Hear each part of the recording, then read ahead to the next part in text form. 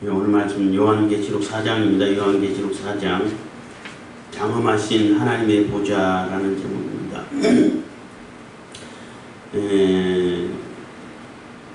요한계시록은 늘 말씀드리지만은 그 시간 순서에 따라 가지고 이렇게 1장, 2장 다음에 3장 다음에 4장 다음에 시간 순서별로 이렇게 기록된 것이라고 생각하면 안 돼요. 시간 순서대로 된 것이 아니고 그것을 설명하는 그러한 내용이다. 그리고 처음부터 이렇게 다시 설명하고 또 다른 측면에서 또 다른 관점에서 한다라는 그러한 개념을 가지고 보셔야 되고, 4장에서는 하늘의 상황을 이렇게 요한에게 보여주시면서 그 하늘의 상황, 모든 주권이 하나님께 있는 것이고, 하나님의 보좌라는 얘기는 그 당시 모든 주권이라든지 모든 뭐 판결이라든지 뭐 결정권이라든지 생사여탈권이라든지 이런 모든 것이 로마 황제의 보좌에서는, 보좌라는 얘기는 통치 개념을 얘기하는 거예요. 그 왕이라든지 임금이라든지 이렇게 그 통치할 때 뭐 이제 뭐 오전 회의 한다든지 할 때에 막 서서 막 하지는 않죠. 물론 서서 뭐 얘기 다 하고 있는데 공식적인 뭐 업무라든지 뭐 명령을 전달한다 할 때는 꼭 왕좌에 앉아서 이렇게 하잖아요.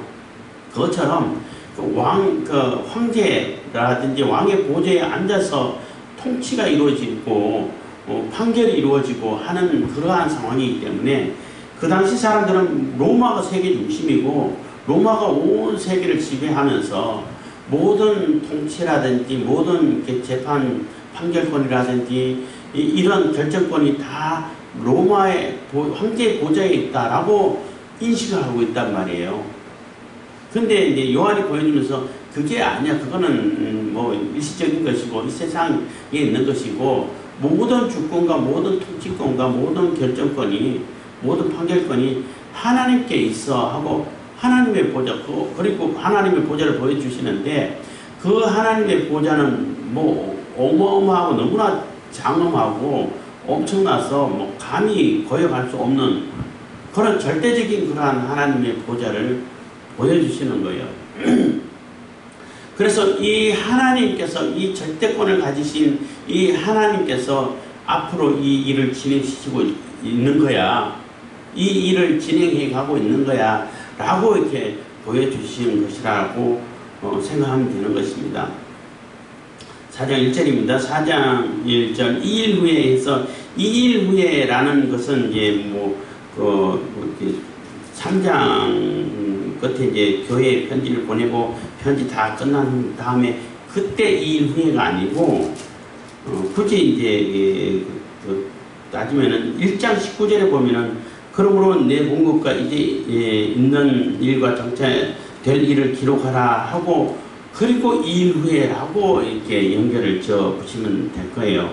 그게 맞는 연결이고, 그러면 그 다음 20절부터 3장까지는 뭐냐면은 교회에 전하는 얘기인데 이런 일이 있을 것인데 교회의 상태가 이러이러하니까 너희들 열심히 믿음을 지키고 있는 믿음을 끝까지 지켜야 돼.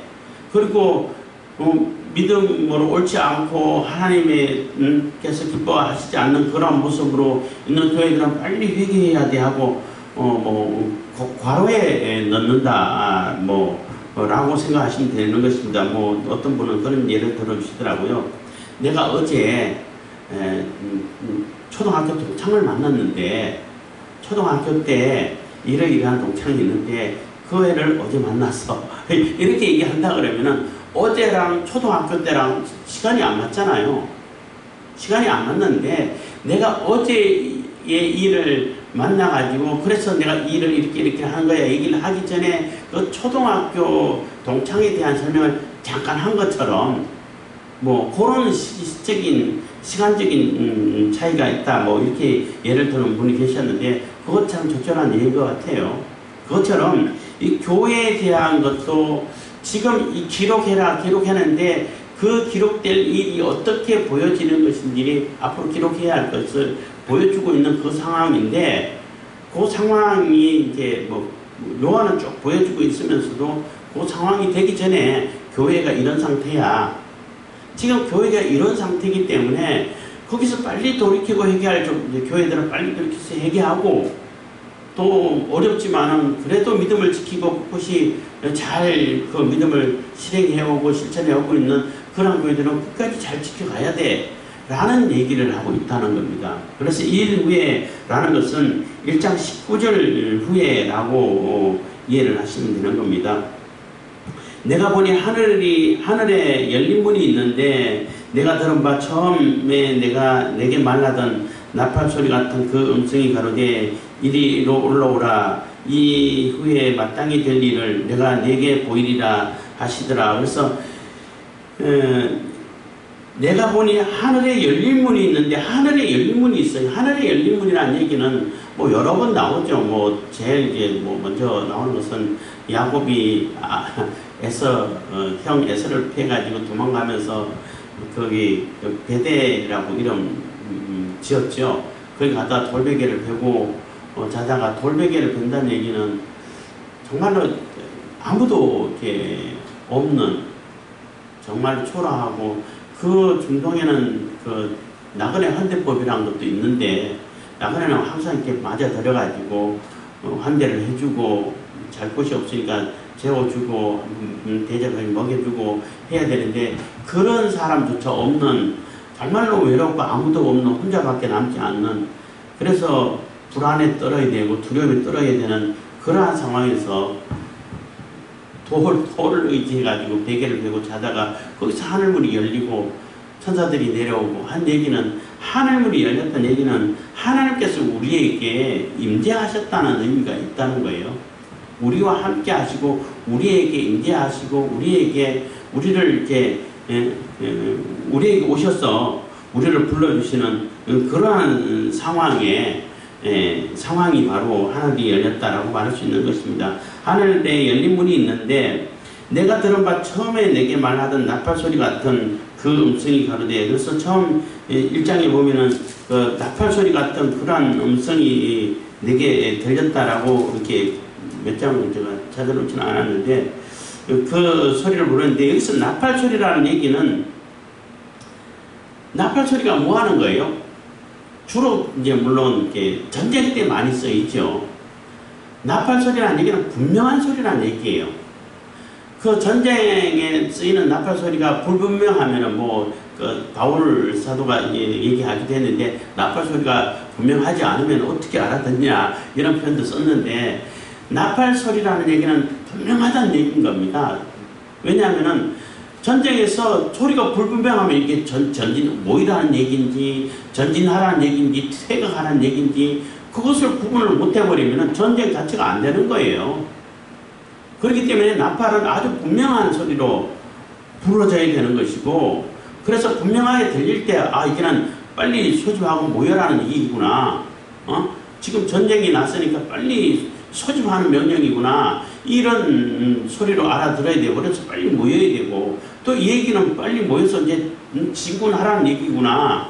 그런 소리구나. 아니면 어느 시점에 가가지고 빨리 퇴각 명령이 내리는 건 퇴각의 나팔 소리구나. 옛날 전쟁에는 다 나팔로 신호를 했단 말이에요.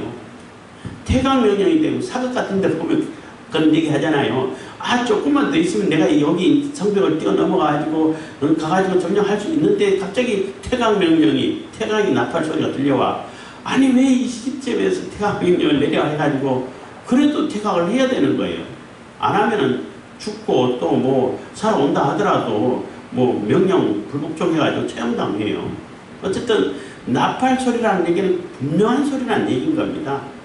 아주 분명한 소리라고 말할 수 있습니다. 그래서 나팔 소리 같은 음성이 가로되 이리로 올라오라. 이후에 마땅히 될 일을 내가 네게 보이리라 하시더라. 그래서 이리로 올라오라 했을 때 여기서 올라오라 한 얘기는 그 사도 요한에게 지금 네가 올라와서 내가 이제 할 일을 보여줄 테니까 보아라 한 얘기인 것이지 어떤 부류에서 얘기하기를 이게 휴거를 얘기하는 거다 얘기하는데 휴거 얘기하는 거 아니에요. 휴거는 다른 데서 얘기를 하고 있습니다. 11장 가면은 그 휴거라고 말할 수 있는 그런 장면이 나오는데 여기서는 사도 요한이 지금 이게 계시록을 기록해야 되는데 어떤 상황에서 전해지는지를 보여주기 위해서 사도 요한을 불러올리는 환상에서 이제 불러올리는 것이죠. 불러올리는 그러한 장면으로 이해를 하시면 되겠습니다. 그래서 마땅히 될 일, 앞으로 이제 지금부터 돼갈 일, 적용돼 갈 일들을 보여주겠다는 것입니다. 그것을 이제 기록하라고 했죠.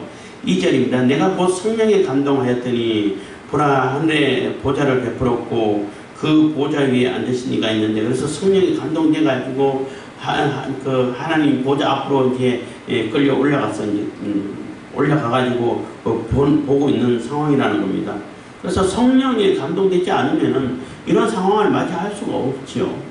이런 상황을 맞이한다 하더라도 뭐 이해도 못하고 뭐 알 수도 없게 되겠고 하겠지만은 어쨌든 성령이 감동돼서 보좌에 하늘에 이렇게 올라갔는데 그 하늘에 보좌들이 쫙 보이는데, 그러니까 하나님이 앉아 계신 좌정하신 그 보좌만 있는 것이 아니라 다른 보좌들도 다른 의자들도 쫙 있다는 거예요. 이 보좌라는 얘기는 아까도 얘기했던 것은 통치라든지 그 통치권을 얘기하는 거예요.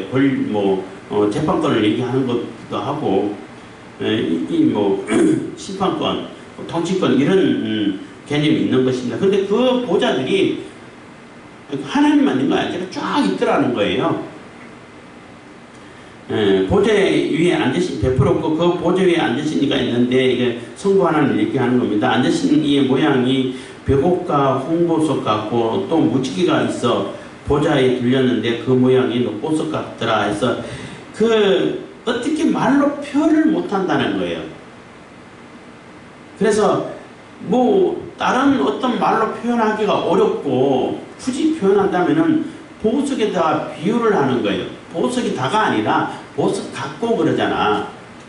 이 세상의 언어로는 어떻게 표현할 수 있는 방법이 없다는 겁니다.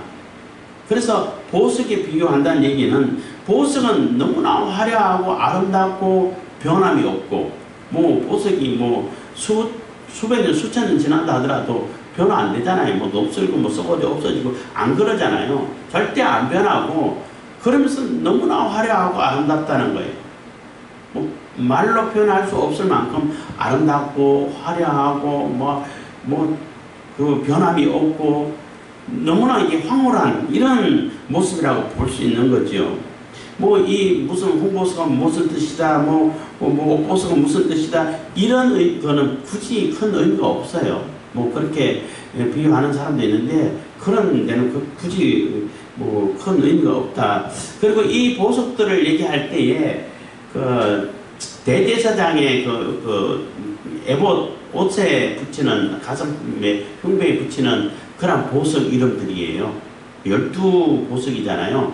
12보석이라는 얘기는 이스라엘 각 지파마다 보석과 같은 존재라는 얘기, 하나님 앞에 아주 귀하고 아름답고 변함이 없는 그러한 하나님의 하나님의 백성되고 자녀된 그러한 보석과 같은 존재인데, 그러한 아름답고 화려한 그 보석으로 둘려 있다는 겁니다. 그래서 3절 앉으신 이의 모양이 벽옥과 홍보석 같고, 그러니까 앉으신 이 그 하나님의 모습도 뭐 우리가 하나님의 모습 볼 수 있습니까? 볼 수 없는데 너무나 그 화려하고 뭐 황홀하고 뭐 변함이 없고 아름답고 뭐 이렇다는 겁니다. 갖고 또 무지개가 있어. 무지개가 있다니, 무지개 얘기하면 얼른 생각드는 게 노아 홍수 이후에 준 무지개를 얘기하는 거죠. 언약을 얘기하는 거예요. 하나님께서 보좌에 앉으셔가지고 우리 인간에게 노아에게 준 그 언약은 절대 변하지 않고 잊어버리지 않고 그대로 이렇게 그 언약이 실행이 되고 있다는 거죠. 하나님이 무지개 언약을 주시면서 무지개는 그 지구에만 주고 나는 뭐 상관없어 잊어버렸어, 이러지 않는다는 거예요. 그 한 번 하신 그 하나님의 언약은 절대 변함이 없고, 그 보좌에다 무지개를 뒀다는 얘기는 그만큼 절대 너무나 선명하게 그 언약을 실행하고 기억하고 계시고 실행하고 계시고 완성시켜 가신다는 그러한 상징적인 의미가 있는 거죠. 물론 뭐 무지개 자체가 굉장히 화려하고 이쁘죠. 근데 이제 무지개 하면은 또 이제 동성연애자들이 7색깔까지는 다 못하고 한 색깔을 빼고 6색깔 무지개를 가지고 자기들이 생긴 심볼로 삼고 하는데, 그거 지난번에 얘기했던 것처럼 하나님을 모욕하는 거예요.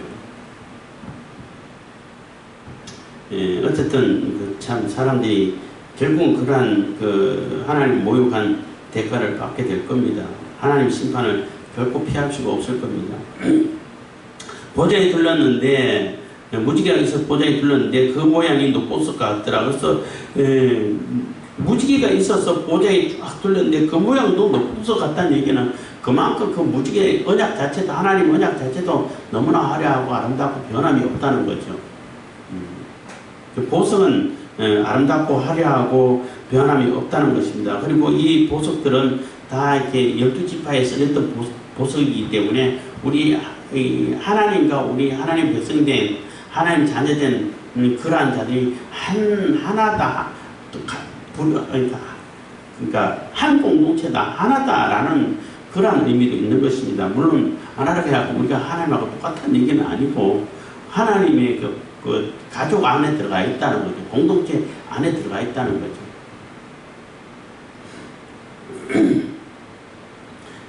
하나님께서 기뻐하시고 하나님의 소속이라는 겁니다. 자, 4절, 또 보좌에 둘러 24보좌들이 있고 그 보좌들 위에 24장로들이 흰옷을 입고 머리에 금면류관을 쓰고 앉았더라. 그래서 보좌에 둘렀는데 그 하나님이 앉아 계시는 그 보좌만 있는 것이 아니라 24장로들의 보좌들도 있다는 겁니다. 그래서 이 24장로들의 보좌 자리가 있는데 그것도 보좌들이기 때문에 통치권이 있고 왕노릇 한다 그러잖아요. 왕 같은 제사장이고 왕노릇 한다라는 그런 표현이 있듯이 나름대로 왕권이 있고 통치권이 있고 재판권이 있다는 거예요. 면류관을 썼다는 얘기는 그만큼 영광이 있다는 거예요. 그만큼 영광스럽고 그 통치권을 가지고 또 이렇게 이러한 그 나름대로의 그 어떤 그 하나님께서 주신 그 영광을 가진 정말로 화려하고 또 우리가 장차 받을 그러한 영광의 모습으로, 그런 모습으로 24장로들이 앉아 있었다는 것입니다. 물론 이것도 다 하나님께서 주신 것이죠. 그렇지만은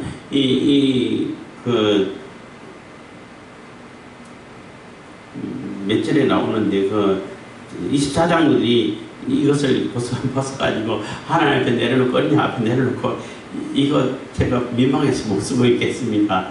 이 조그만 많지 않은 권력인지도 모르겠고 영광인지 모르겠지만 이 면류관을 어린 양 보좌 앞에, 어린 양 앞에서, 예수님 앞에서, 하나님 앞에서 이거 쓰고 있다는 것이 너무 민망스럽습니다.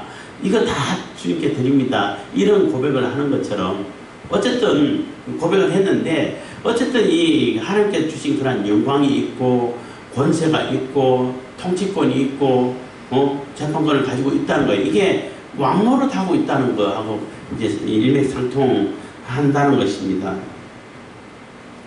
5절입니다. 보좌로부터 번개와 음성과 뇌성이 나고 보좌 앞에 7등불을 켠 것이 있으니 이는 하나님의 7영이라 해서 보좌로부터 번개와 음성, 뇌성 비슷한 얘기죠. 그래서 번개하고 뇌성하고는 거의 같은 거쳐가는 것이고 음성인데 나고 보좌 앞에 7등불 켠 것이 있으니, 여기서 보좌 앞에 7등불이라는 얘기는 지성소에 가면은 등불을 켜잖아요.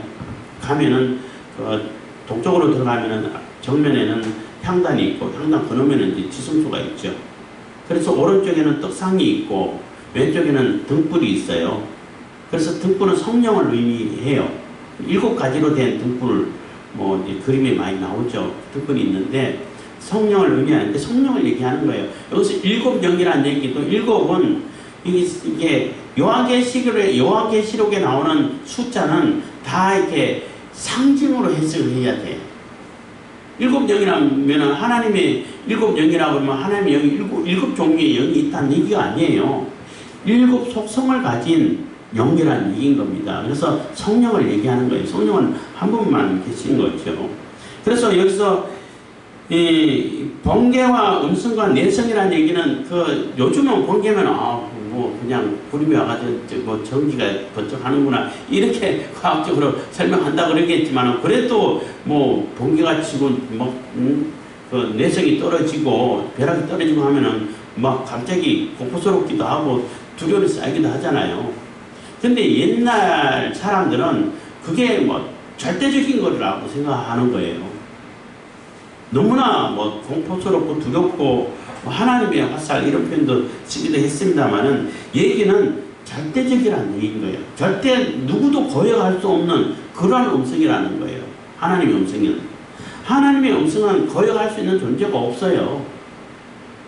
뭐 굉장히 장엄하고 오묘하고 위험이 있고 뭐 절대적이고 절대 결코 거역할 수 없는 그러한 음성이 이렇게 들려졌다는 것입니다. 그러니까 뭐 오락하면 가야 되고 멈추락하면 멈춰야 되고 절대적인 것이 되는 거죠. 6절입니다. 보좌 앞에 수정과 같은 유리바다가 있고 보좌 가운데와 보좌 주위에 네 생물이 있는데 앞뒤에 눈이 가득하더라 해서 보좌 앞에 수정과 같은 유리바다가 있고 그러니까 수정하면은 어떤 느낌 들어요? 엄청 맑다는 거예요. 요만한 티끌 흠이 없다는 거예요. 절대 뭐 아주 뭐 티끌만큼의 죄도 용납이 되지 않고 불량한 것이 용납되지 않는 너무나 완전한 너무나 맑은 이러한 바다인데 유리바다라는 얘기도 마찬가지예요. 유리도 지금 유리가 흔해가지고 뭐 있는데 그것도 이제 같은 있기 때문에 다른 데 표현할 수 있는 방법이 없어서 이렇게 표현하는 거예요. 유리도 너무나 선명하고 투명하다는 얘기예요. 선명하고 깨끗하다는 얘기예요. 유리는 이렇게 투명하잖아. 뭐 수정과 유리 같은데 수정이 훨씬 더 이렇게 고급이고 비싸긴 하죠. 우리 이 땅에서는. 유리는 그래도 이렇게 막 흠집이 막 생기는데 수정은 그런 흠집도 웬만해서 생기지도 않더라고. 하여튼 이제 수정과 같은 유리바다라는 얘기는 바다는 이브리 사람들은 이거 조금만 넓어도 바다라고 표현을 해. 그래서 뭐 갈릴리 바다 그러잖아. 갈릴리 호수 바다라고 그러는데 그것도 심지어는 그 성전에 있는 그 번제단 그 다음에 있는 그 물두멍이라고 해야 돼. 큰 물그릇이 있어요. 물 받아놓는 물주장 그릇이 있는데 그걸 보고 바다라 그래요. 그래서 조금 넓고 그 큰 공간이면 바다라고 표현을 많이 하는데 보좌 앞에 수중 같은 너무나 맑고 깨끗하고 조금 털끝만큼의 티끌만큼의 흠이 없는 그러한 공간이 펼쳐져 있다는 거죠. 뭐 이게 상징으로 해석해야 되지 사실로 해석하면 어떤 분은 그렇다고 유리바다면은 거기 다이빙하면은 뭐 다 찔려서 다 찔려서 뭐 어마어마한 피해를 입힌데 뭐 이런 얘기도 하는데 그렇게 해석하면 안 된다는 겁니다. 뭐 그래서 이렇게 너무나 맑고 깨끗하고 투명하고 뭐 조그만 흠이라도 너무나 맑고 깨끗하기 때문에 조그만 티끌이라도 있으면 다 보이겠죠. 그런 티끌의 흠조차도 없다는 것입니다. 그러한 유리바다가 있고 보좌 가운데 보좌와 주위에 네 생물이 있는데 그래서 보좌 주위에 하나님의 보좌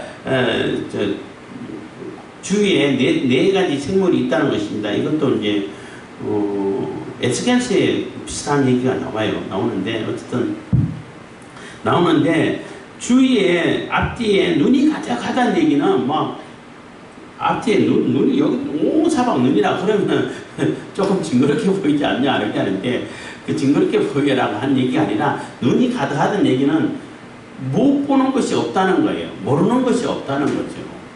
통찰력을 얘기하는 거예요. 하나님을 보좌한 그러한 천사의 모습인데 그 천사의 모습도 그 천사조차도 모든 것을 볼 수 있는 그러한 통찰력을 가진 그러한 존재인데 하나님은 뭐 말할 것도 없다는 거죠. 하나님을 보좌하는 그 천사도 모든 것을 볼 수 있는 그러한 통찰력을 가진 그러한 존재가, 그러한 천사가 보좌를 하는데 그 하나님은 어떠하겠냐는 거죠. 뭐 이제 이거는 여기 나온 거 아니고 그냥 여담으로 할 수 있는 얘기인데, 하나님의 호위 천사가 있어요. 그러면 하나님을 보호하는 천사가 있는데 하나님이 약해가지고 또 뭐 어디서 부족해서 공격 오면 혹시 다칠까봐 그래서 보호하는 걸까? 우리 인간은 그래요. 경원 둘 때 내가 약하기 때문에 피해를 입을 수 있기 때문에 경원을 둬가지고 이렇게 두는데, 하나님은 그렇지 않아요. 그런데 왜 호위하고 보좌하는 그런 천사를 두냐 하면은 다른 존재가 하나님께 가까이 가다 다칠까봐 그러는 거예요. 다른 존재가 해를 입을까봐 가까이 가지 못하게 하기 위해서, 거리를 두기 위해서 호위를 하고 있는 거예요. 하나님이 너무 거룩하시고 전능하신 분이시기 때문에 그게 잘못 접근했다가는 죽어, 다 없어져. 그렇기 때문에 그들을 보호하기 위해서 호위 천사가 있는 거예요. 그런 개념으로 받아들이셔야 되는 겁니다. 그래서 그 하나님을 보좌하고 있는 그 천상의 존재, 천사들이라고 말할 수 있는 거죠. 그들조차도 뭐 모르는 것이 없고, 그러니까 볼 수 없는 것이 없고 모든 것을 꿰뚫어 볼 수 있는 통찰력을 가진 존재라는 겁니다. 그러니까 하나님은 더 말할 것도 없다는 거죠. 7절입니다. 그 첫째 생물은 사자 같고, 둘째 생물은 송아지 같고, 셋째 생물은 생물은 얼굴이 사람 같고, 그 넷째 생물은 날아가는 독수리 같은데 해서 같은데 한 얘기는 어떻게 인간의 언어로서는, 인간 세상의 개념으로서는 설명할 수가 없다는 거예요. 그러니까 하나님을 보좌하고 있는 천사들을 뭐라고 표현해야 될지 표현할 수 있는 방법이 없다는 거예요. 정확하게. 그렇기 때문에 같다라고 얘기를 하는 거예요. 그래서 이런 개념으로 이해하면은 조금 도움이 되지 않을까 하는 정도란 얘기예요. 그리고 정확하게 표현할 수 있는 방법이 없다는 거죠. 그래서 첫째 생물은 사자 같고, 그러니까 에스겔서에 나오는 생물은 한 덩어리 생물인데, 앞면, 뒷면, 옆면, 뭐 동서남북으로 해가지고 뭐 사자 같고, 뭐 사람 얼굴 같고, 송아지 같고, 독수리 같고 이런 얘기를 하는데, 뭐 그거랑 이거랑 뭐 대동소이하다라고 뭐 같은 존재라고 말할 수도 있어요. 어쨌든 그래서 첫째 생물은 사자 같고 하는 얘기는, 사자 그러면은 느껴지는 이미지가, 느낌이 어때요? 굉장히 위험이 있고, 동물들의 왕으로 이렇게 인식되고 하고, 이렇게 굉장히 위험이 있고 절대적이라고 표현할 까지는 있는지 모르겠지만은, 어쨌든 동물의 왕, 위험이 있고 권 있고 권세가 있는 이러한 이미지를 우리가 떠올릴 수 있는 겁니다. 사자는. 그리고 둘째 생물은 송아지라든지 소라든지 생각하면 어떤 이미지가 떠올라요? 송아지는 굉장히 충성스럽죠. 충성스럽고 희생적이고, 그리고 또 힘도 있고, 그 자기가 가진 힘을 가지고 그 주인에게 충성을 다하잖아요. 뭐 충성을 다하고, 그리고 마지막 때 그냥 자기의 몸까지도 다 희생을 해가지고 이렇게 드려지는 그러한 존재인데, 희생과 헌신과 충성 뭐 이런 것을 이렇게 상징한다고 말할 수 있는 것입니다. 그리고 셋째 생물은 얼굴이 사람 같고, 그래서 얼굴이 사람 같은 얼굴이라는 얘기는, 사람은 굉장히 지혜가 있고, 이 동물들이 당할 수 없는 그러한 지혜가 있고, 이성적이고, 굉장히 지혜의 상징이고 이성의 상징이라고 말할 수 있죠. 그래서 어떤 유튜버가 그런 얘기를 하는 걸 들었어요. 진화론 안 맞다.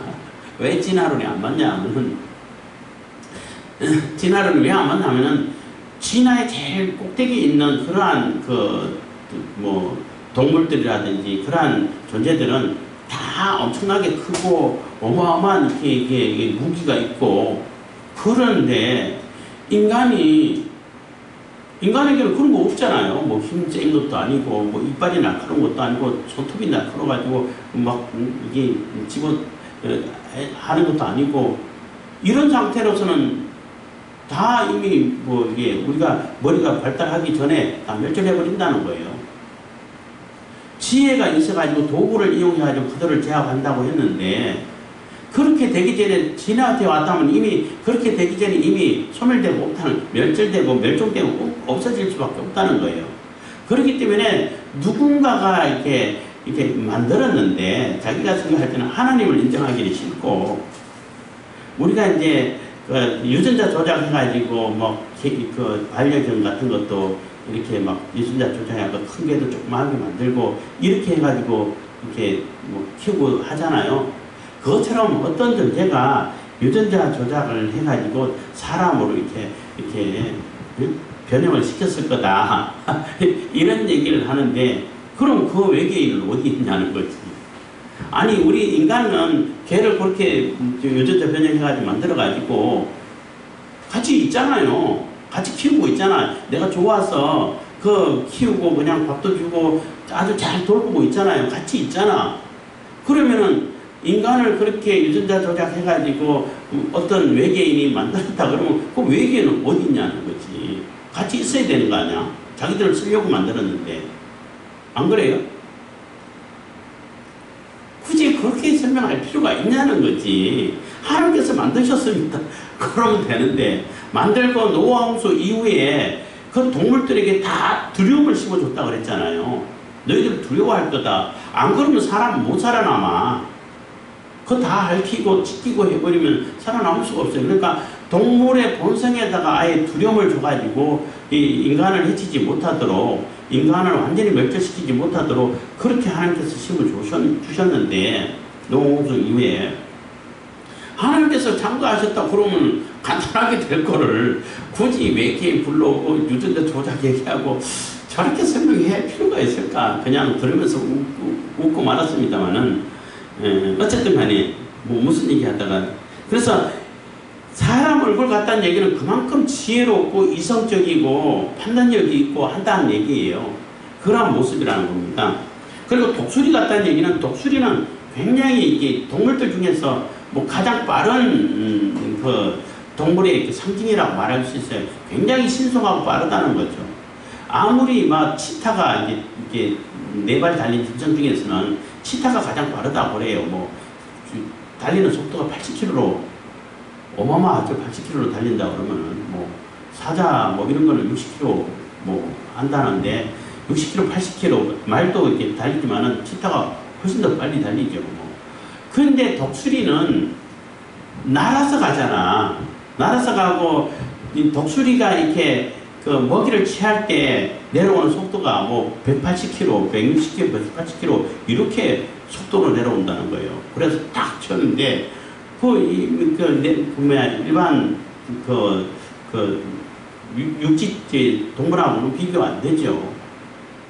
그러니까 독수리도 어마어마하게 새들의 왕과 같은 위협이 있는 데다가 그 엄청나게 빠른 속도로 그래서 독수리처럼 날아와서 채간다는 얘기는 엄청나게 신속하게 이루어진다는 그런 상징이거든요. 그래서 이 하나님을 보호하고 있는 이 천사들은 굉장히 지혜롭고 통찰력이 있고 그러면서도 충성스럽고 하나님께 주신 그 위엄을 가지고 있고 그러면서도 굉장히 신속하게 하나님의 명령을 실천한다는 거예요. 실행한다는 겁니다. 그런 존재들이 보좌하고 있다는 것이죠. 8절입니다. 네 생물이 각각 6날개가 있고 그 안과 주위에 눈이 가득하더라. 그들이 밤낮 쉬지 않고 이르기를 걸어가다 주 하나님 곧 전능하신 이여 전에도 계셨고 이제도 계시고 장차 오실 자라 하고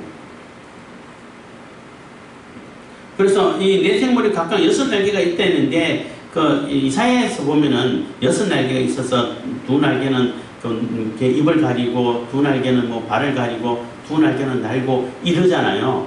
그런 표현이 있는데 날개들이 뭐 어떤 정도로 쓰는지 모르지만 어쨌든 간에 입을 가리고 발을 가렸다는 얘기는 이 천사들조차도 하나님께 주신 그런 통찰력이 있고 모든 것을 보고 뭐 지혜롭고 하더라도 그 천사들조차도 하나님 앞에 설 때는 이게 가려야 될 정도로 부끄럽다는 겁니다. 그러니까 어떤 존재가 하나님 앞에 당당하게 설 수 있는 존재가 없다는 거죠. 하나님께서 너 죄가 없어 라고 칭의라고 그러잖아요. 인정을 해주고 불러 들어가지고 너 여기 앉아도 돼 하고 허락해주니까 앉을 수 있는 것이지, 뭐 하나님 앞에 당당하게 완전하게 설 수 있는 존재는 사실 없다는 거죠. 이러한 천사들조차도 자기를 이렇게 가리고 부끄러운 모습을 가리고 거룩하다 세 번 이렇게 반복하잖아요. 완전한 거룩한 얘기고 더 이상 표현할 수 있는 방법이 없다는 겁니다. 거룩을.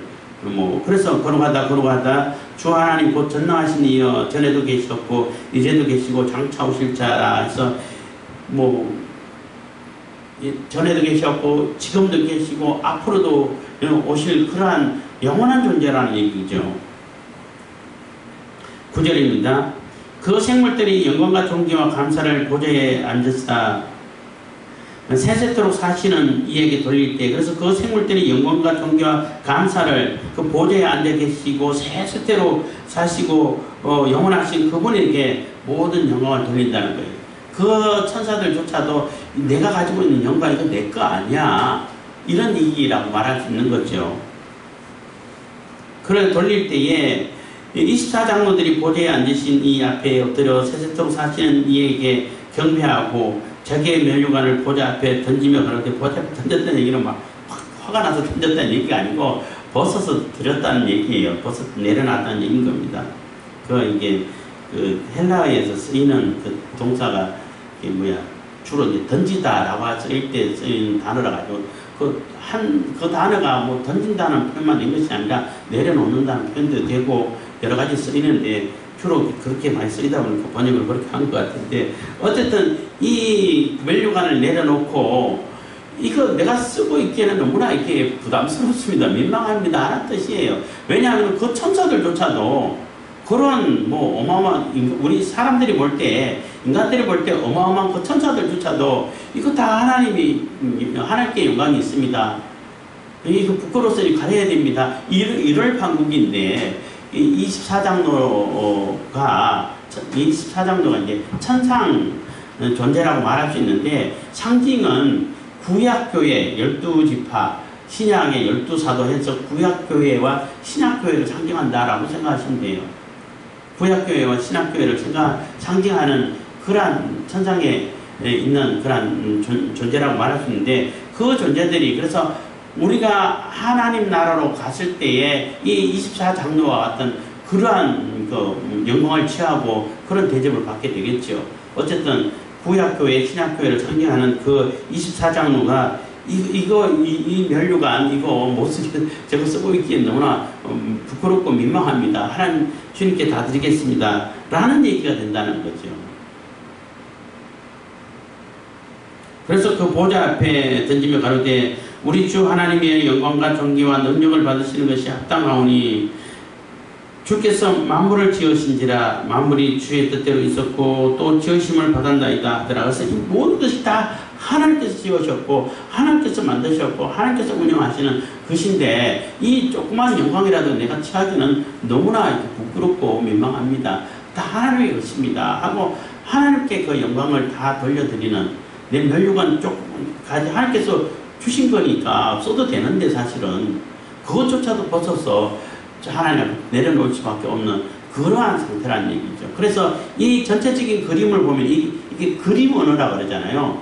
그림을 이렇게 상상하면서 이렇게 생각할 수 있는, 읽을 수 있는 게 글인데, 이걸 볼 때에 하나님 보좌 앞에 앉아있는 그 존재들도 굉장히 영화로운 존재고 영광스러운 존재고 흠이 없고 보석과 같이 화려하고 아름답고 이런 존재인데, 그 하나님 앞에 있을 때는 그것조차도 너무나 이렇게 비교가 안 돼버리다 보니까 당당하게 설 수 있는 존재가 아닌, 그러니까 어마어마하게 장엄하고 위험이 있고 절대적이고 절대 권력을 가진 절대적인 그러한 하나님의 보좌 앞에서 이 모든 일들이 진행되고 결정이 되고 통치되고 있다는 거죠. 그래서 요한이 하늘 문이 열려서 오라고 해서 올라가 보니까 그 어마어마한 그 보좌를 볼 때에, 그 광경을 볼 때에 어떤 생각이 들겠냐는 거예요. 로마 권력하고 비교가 되겠냐는 거죠. 모든 사람들이 로마 권력이 로마 황제가 다 통치하는 줄 알았는데 그거는 비교 자체가 안 되고 그 하나님의 보좌 앞에서 비교될 때에 로마 황제의 권력이 권력처럼 보이겠냐는 거예요. 그래서 그건 아무것도 아니야. 진짜는 여기야. 하고 보여주는 그러한 상황이라고 볼 수 있다는 거죠. 그래서 뭐 이제 앞으로 계속 뭐 격주로 이제 요한계시록 해가고 있습니다. 해가겠습니다만은 이 요한계시록 볼 때에 녹보서 뭐고 이런 거보다는 그게 아니라 전체적인 상황이 이런 상황에서 이렇게 흘러가고 있구나, 이렇게 설명되어 가고 있구나 라는 것을 이렇게 제가 설명해 드리려고 하려고 이제 준비를 하고 있습니다만은 그래야만이 전체적으로 이렇게 돼 가고 있으니까 이런 얘기겠구나, 이런 의미고 이런 일이 이렇게 하나님께서 진행하려고 하시는 거구나 라고 이해하고 인식하고 받아들일 수 있다는 거예요. 한 절 한 절 가지고 막 계속 하다 보면 전체적인 맥락을 잃어버릴 수 있기 때문에 전체적인 맥락을 이렇게 짚어가는 그러한 모습으로 이렇게 강의를 해가려고 하는 것입니다. 그래서 잘 들어주시고, 다시 당부드리지만은 이 요한계시록은 거의 이게 묵시문학이라고 해가지고 거의 상징이 많아요. 상징으로 해석해야 될 것이 거의 대부분이라고 볼 수 있어요. 물론 실제도 있어요. 실제도 있는데 숫자는 상징으로 해석해야 되는 것이고, 그게 1000년이든